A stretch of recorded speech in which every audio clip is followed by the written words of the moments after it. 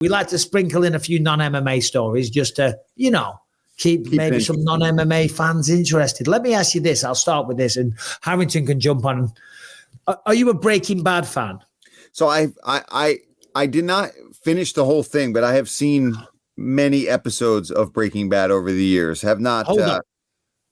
How can you start Breaking Bad and not finish it? Michael, I'm so bad at finishing shows, dude. And I liked it. I think I watched the whole first season, and then just me being me, my commitment to watching shows is awful. If my commitment to watching shows was the same as my commitment to other things I've done in life, I would not have made it anywhere. Oh, I know, because we both we both do a little bit of acting, and whenever I'm like talking to anyone in that world, like, have you seen this one? Have you seen that one? Have you seen this movie? I'm like, no. Like Saturday night, there were so many bloody celebrities, obviously. Orange County, California, close to LA. And I was looking around because obviously where we commentate, you look to the left, that's Dana's section where all the VIPs are, and I was like, I'm useless, right? There was like so many people. I'm like, that person looks really I should familiar. know that person. I kept making eye contact with Mark Zuckerberg all night, which was weird because he was right there at Dana's section. And I'd look left to look at Anik. I'm looking at John and Joe because I'm on the end. But it looks right over the shoulder. My eye line is right there. Do you know what I mean? And I think he was like, why you keep staring at me? And I'm like, why is Bisping just keep staring at me? Yeah. In the end, I gave him like a little thumbs up and he smiled and waved. I'm like, oh God, that was cringe. What was I saying? Anyway, so yeah, fantastic. The atmosphere, man, was brilliant. Harrington, the reason I ask about Breaking Bad is because, Harrington, the floor is yours. So I have a story out of Long Island. A 23-year-old, what they are calling a brilliant scientist, according to his legal defense, started a laboratory in Queens. This guy? Yes. Brilliant scientist? Brilliant scientist. He started a legitimate laboratory that he claims was for studying the effects of cannabis, on regular users. There was a break-in at his place at 3:30 in the morning, so he called the police there. When the police arrived, they found multiple ounces of methamphetamine, about $40,000 in cash, ecstasy, and tons of DMT. They got a warrant and checked the whole rest of the place. Turns out this guy was doing a full-on Breaking Bad style meth operation out of a Long Island research laboratory. And he called the cops on him. He ratted himself out. He ratted himself out, basically. I mean, I've done some pretty stupid things in my time. But I'd like to think that if I was operating a high-level drug empire, I was making the drugs. If you are making the drugs, you don't call the cops no matter what. Even if somebody shows up with machine guns and is trying to kill you, listen, you're making the drugs. That's part of the job. If me and you, Michael, called the cops and we're like at the gym and somebody's punching us in the face while we're training for a fight, you don't do that. And when you're making meth, you don't bring the police involved because somebody broke in. It's like, yeah, they broke in because they're trying to steal your money because you're making meth and you have cash in your place.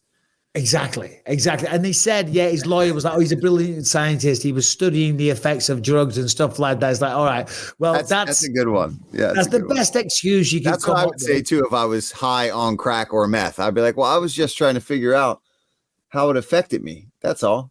Yeah. And apparently there was a ton of fentanyl there as well. So, I mean, look, listen, the guy of that guy's got a face look thing going on. The one side, can we get that guy's picture back up? Look at this guy's face. One side is not quite, just imagine. He's certainly not into dermatology. He's got a big head, so maybe he is smart. I mean, who knows? Yeah, you never know. He's got a big old brain bulging out of there. Big brain on Brad. Look at it looks like Pinky in the brain. You ever see that cartoon? Oh man, yeah. That's what he was trying to do. He's trying to take over the world. What are we doing tonight, Pinky? Same thing we do every night. Fentanyl. I don't know why that popped in my head. That's a big problem. Paul, you're in Philadelphia. How's the streets of Philadelphia these days? They're not good. If you go down the city in certain parts of the city, it's really bad. I mean, and you can find where those kind of places are at. You just see people on corners just kind of doing the nod, the slump.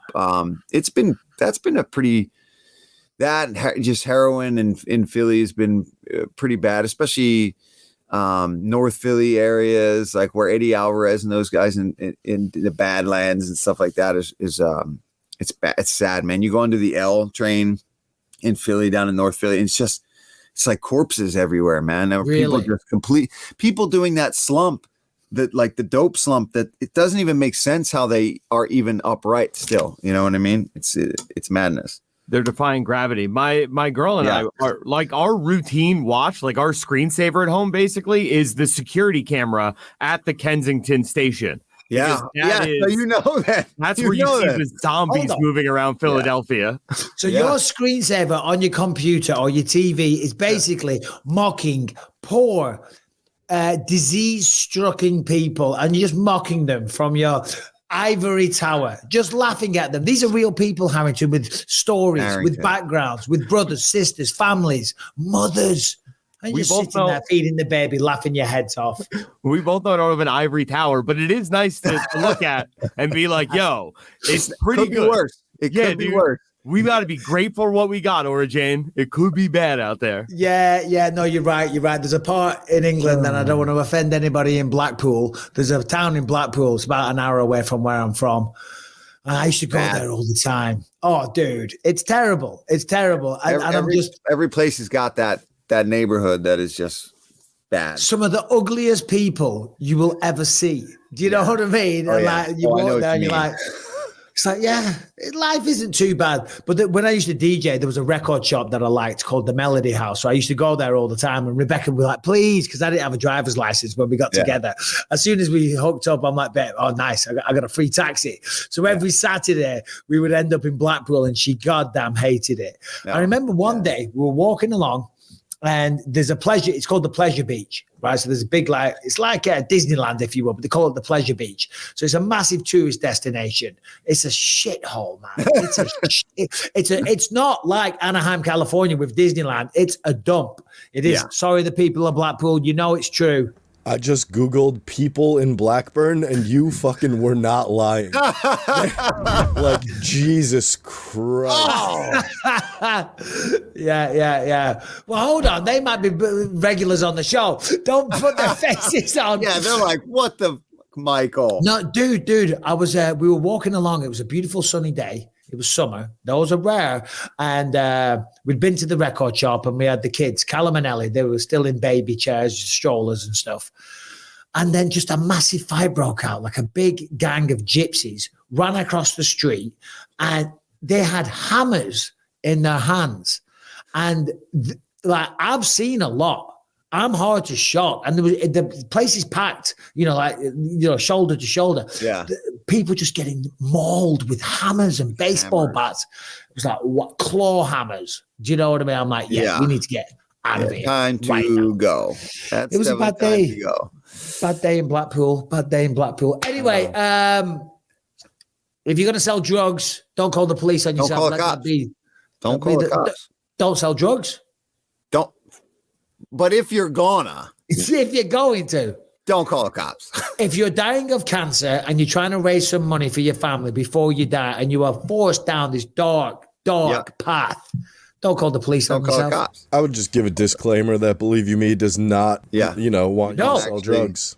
No. We're saying don't sell drugs. We're saying, but if you're gonna, if the cartel force you to do it, even then, don't call the police. Definitely don't.